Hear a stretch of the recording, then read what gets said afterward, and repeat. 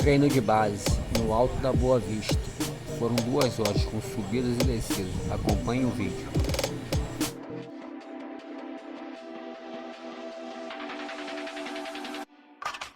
Galera, estamos hoje aqui na Praia da Tijuca aí, fazendo um treinamento de base aí, ó. Tá maravilhoso aqui pra treinar. Subida e descida. Acho que tá muito gostoso hoje, fresquinho. E vamos aí pra 2 horas aí de treino aí dentro da mata. Final da Boa Vista aqui, ó. Show de bola. Vamos firme aí nos trabalhos pra 2024. Show. Vamos que vamos aí.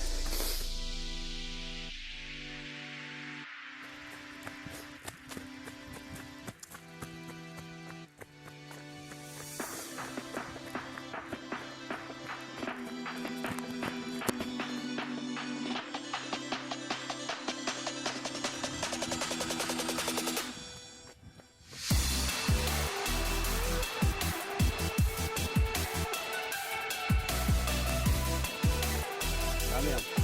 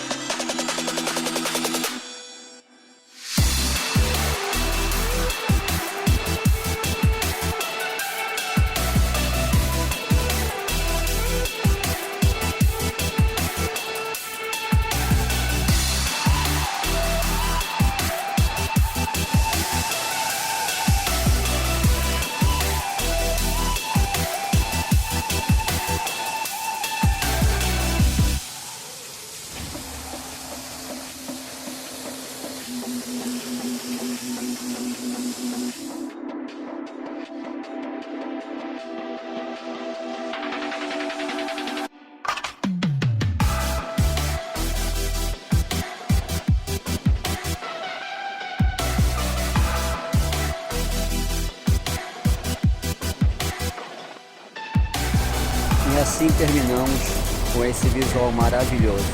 Aprecie com moderação.